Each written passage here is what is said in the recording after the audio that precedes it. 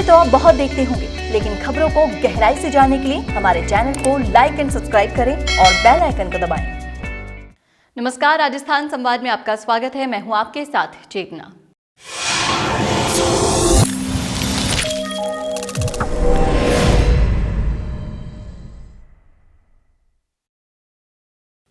उन्नीस में एक नौजवान जयपुर के महाराजा कॉलेज में अपने भारी समर्थकों के साथ पहुंचा। ये नौजवान ना तो सत्ता की सियासत जानता था और ना ही राजस्थान की राजनीति का कोई ज्ञान, लेकिन राजनीति का जुनून और जोश उनके सर पर इतना सवार था कि वे सियासी मैदान में कूदने के लिए उतावले हो रहे थे। महाराजा कॉलेज के चुनाव की घोषणा हो चुकी थी और कॉलेज के बाहर छात्रों का चुनावी प्रचार जोरों पर था। इसी चुनावी भीड़ के बीच इस पर्चे पर लिखा था, हनुमान बेनीवाल फॉर प्रेसिडेंट। जी हाँ, ये वही हनुमान बेनीवाल हैं जो राजस्थान की वर्तमान राजनीति में नए सूरमा कहे जाने लगे। 1994 में पहली बार महाराजा कॉलेज के अध्यक्ष तो चुने गए, लेकिन छात्रों को बेनीवाल इतने पसंद आए कि दूसरी बार भी छात्रों ने उन्हें फिर से नेता चुन लिया। अगले साल वे राजस्थान यूनिवर्सिटी में लॉ कॉलेज के अध्यक्ष चुने गए। उस दौर में राजस्थान यूनिवर्सिटी हड़तालों को और बंद को लेकर काफी चर्चित थी। उसी वक्त विपक्ष के कई छात्र संगठनों ने यूनिवर्सिटी को बंद करने का आह्वान किया, लेकिन हनुमान बेनीवाल बंद और हड़तालों के खिलाफ थे, क्योंकि इससे छात्रों को पढ़ाई पर विपरीत असर पड़ता था। विपक्ष के हंगामे के बाद लॉ कॉलेज के अध्यक्ष हनुमान बेनीवाल यूनिवर्सिटी के गेट पर आमने सामने हो गए। अब परिस्थितियां ऐसी हो चली थी कि दोनों तरफ से तनाव लगातार बढ़ रहा था। 3 घंटे तक लाठी भाटी गई। इस जंग में हनुमान बेनीवाल को गिरफ्तार कर लिया गया और केंद्रीय कारागार भेज दिया गया। कहते हैं कि उस समय इन छात्र नेताओं का ऐसा रौब था कि जेल की बैरक से निकलकर कई कैदी इन्हें देखने के लिए उतावले हो रहे थे।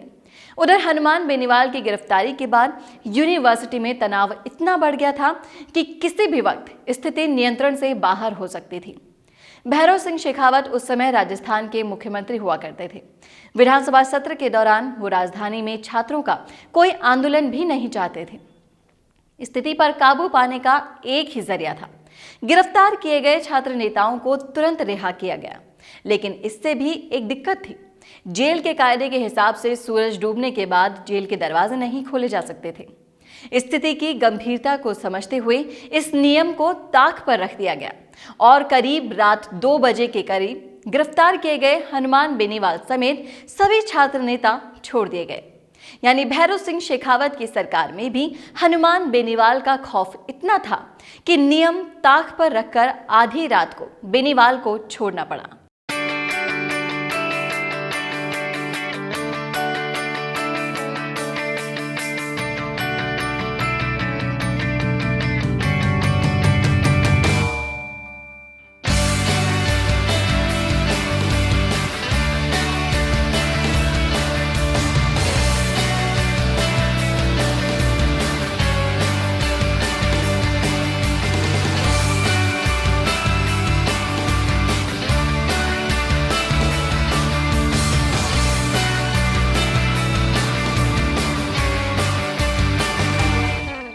वैसे तो राजस्थान में कांग्रेस और बीजेपी दोनों पार्टियों का सिक्का चलता आ रहा है, लेकिन इसके बावजूद भी चुनावी जमीन पर ना तो दोनों पार्टियों की सभाओं में भीड़ उमड़ रही है और ना ही ये पार्टियां जनता के बीच पहुंचकर जवाब दे पा रही हैं।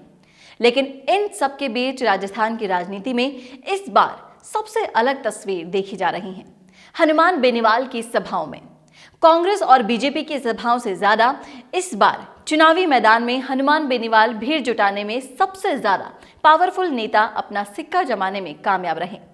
राजस्थान की सियासत में तीसरे मोर्चे की कभी भी धमक नहीं रही, लेकिन राष्ट्रीय लोकतांत्रिक पार्टी की रैलियों में भीड़ की धमक देखते ही देखते कांग्रेस बीजेपी की नींद उड़ा दी है, क्योंकि ना तो कांग्रेस इतनी भीड़ लाने में कामयाब हो पा रही है और ना ही बीजेपी के नेता इतने सक्रिय हो पा रहे हैं।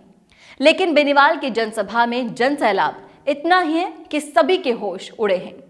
हाल ही में बेनीवाल ने सीकर, बगरू और फुलेरा में अपने प्रत्याशियों के समर्थन में जनसभाएं की। राष्ट्रीय लोकतांत्रिक पार्टी के उम्मीदवारों की रैलियों में उमड़ रही भारी भीड़ को देखकर ये तक कहा जा रहा है कि इस बार हनुमान बेनीवाल राजस्थान में कांग्रेस और बीजेपी का समीकरण जरूर बिगाड़ देंगे।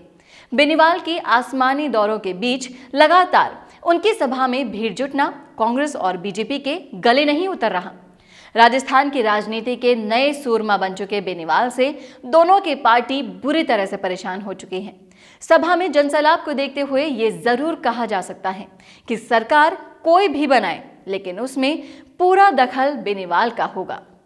राजनीति की हम करते हैं सारी बात, हर शख्सियत से यहाँ करते हैं मुलाकात, और राजस्थान की करते हैं पूरी बात। इस चैनल में आपको वो सब कुछ मिलेगा जो आप राजस्थान के बारे में जानना चाहते हैं। इसीलिए हमारे चैनल को लाइक, सब्सक्राइब और शेयर कीजिए और हमारी टीम का हौसला बढ़ाइए।